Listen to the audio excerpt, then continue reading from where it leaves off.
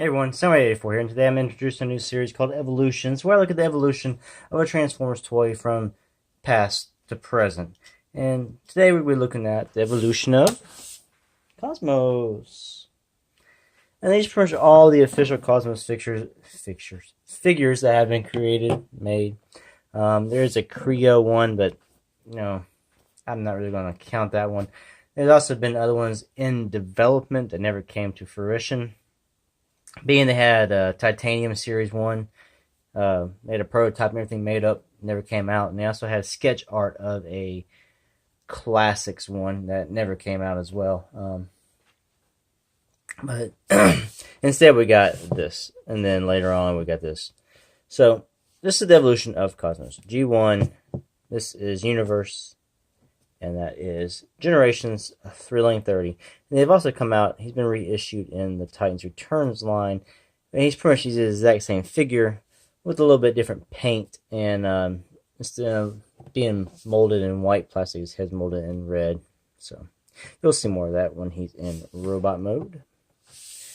So take a look at their flying saucers. So there's different takes on the same character. This one's more straight up a saucer. This is more like you would see in old-timey propaganda, alien stuff. And this is a more of a modern take on it with more detailing, as you would. So. Now, like I said, there's not really much difference on them. I mean, there's lots of difference, but there's not much to really talk about when it comes to the Cosmos. So this one has a yellow tail fin. They always include the green and yellows with the red tops. And he has the yellow stripes. He's got the yellow thrusters. He's got the yellow tail fin. They have the yellow in the front. These two do. This one does not. But he does have Cybertronian and some blue. Underneath the figures, they're just green and yellow. You'd come to expect. He's got his little thrusters here in the front. Or I guess you wouldn't call them thrusters. Those are probably guns. Excuse me. These thrusters are back here. So just looking at the robot modes, of course, this one here is a classic. This is Generation 1. This is what you would see if you watch the old cartoon. And this is what most people probably think of when they think Cosmos, if you're from that time period. But, yeah. Very simplistic. He was a mini-bot. He was very, very small. Like I said, this one here is also made into the Legend scale. And this is Legend scale as well. This is when they had upgraded them to be more, almost a scout size. So let's get looking at these guys in robot mode. I'm going to go ahead and do transformations on camera because these are all very, very simple. Now this guy, you just want to raise his arms sort of up out of the way. They have these little hinges that slide up. This is very old. I am afraid of breaking them. You have his legs you must pull out, pull down, and they kind of just fold in. And you just pull his head up. My copy does not stand very well. He is very, very loose. Yes, I must make comment here that he does have wheels, so he will roll, whereas none of the other ones do. I'd like to slam that one down on the ground. So this is G1. He's got the sticker. And they did reissue this guy in Takara's Minibot collection, and the sticker was different because they had an Autobot logo on him.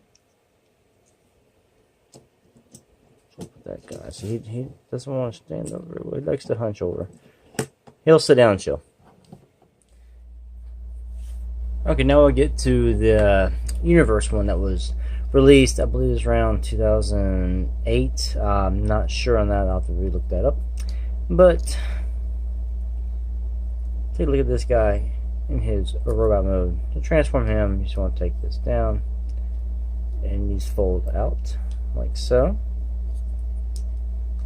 I do have a problem. I go from robot to flying saucer mode, and I want to transform these pieces here and get them in. A lot of times his legs will pop off. Of course, it's not happening here because I'm trying to show you that, but yeah, I do have that problem on occasion. And take this right here.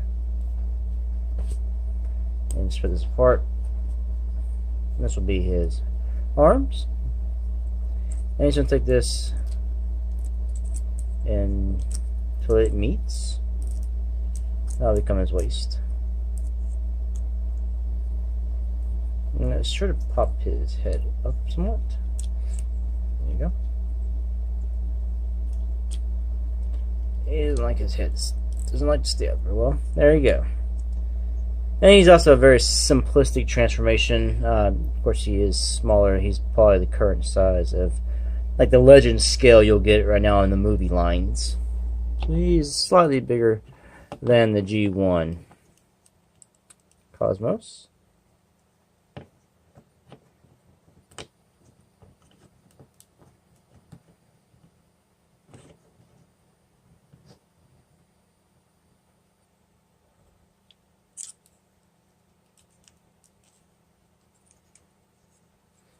Yep.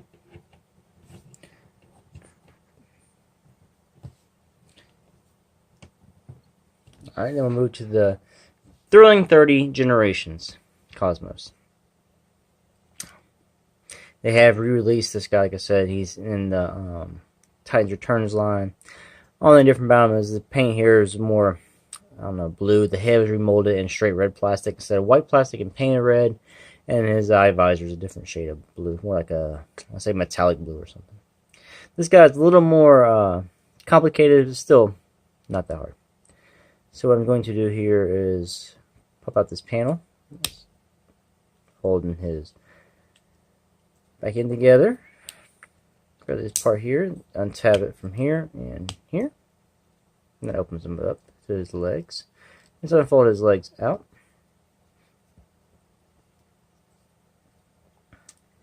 And down. I'm going to do a complete, and bring his arms out. And you want to twist them at the top half here. You will spin around, like so. And you just want to line it back up. Get his legs facing the correct way. And his arms here, just pull them down. And around. And repeat. And his head is down into his body, and there is a little spot here. We can get your fingernail and pull it all the way up. And this one has some head swivel. And that is the Thrilling 30 Generations Cosmos. Like I said, Titans Returns is out now, along with Sea Spray. And he is pretty much, like I said, his name is like mold with a little bit of different paint. And the head's just molded in red plastic instead of white painted red. So you can see the white plastic is down underneath his head. Get him on the focus. Whereas on the other one, this is all red. Okay. So, that is the evolution of Cosmos. I think the G1 is bowing down to the Thrilling 31, saying, "We're not worthy! We're not worthy!" Yeah, he is just very loose copy, so very loose.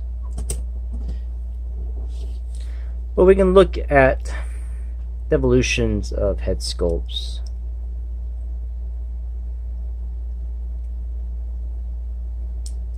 And look at this. You can see a lot of the G1 cartoon animation model out of this with the waist and everything. And like they're very simplistic figures, especially the G1 here. Like he has no hands. These little thruster things are his hands. And here's the Universe one. I mean, there's no joints. The hands are pretty much what this piece is in here. And like very limited articulation. Trying to get his head to stay up. Head sculpt in this one is not bad. I actually like this one. The head sculpt here kind of reminds me of what MMC's third-party one looks like. And this is the Thrilling 30, and head sculpt doesn't really resemble the G1 cartoon or the Universe, but I guess I can kind of see it in this guy. Maybe if this little part above the mouth plate was painted blue, you'd have a visor. I'm going to sit that one down. He's just old. He's got to sit down in his lazy boy recliner. Like this figure here is very, very good. Lots of articulation. I expect from the Legends class figures nowadays in the Generations line. Combiner Wars, Titans Returns. They're all pretty good. So, and you got a lot of movement. Only cons on this figure here is just beware when you're turning the top of his body. Sometimes it will just come off, and you just have to snap it back in. It's like a mushroom peg. But that's the evolution of a toy Cosmo. So out of these three guys, the G1 will always have a place in nostalgia. This figure does not compare in any way to this figure. So this would be a good, if you're not one on third parties. Here right now, this would be your definitive Cosmos. He is all the winner.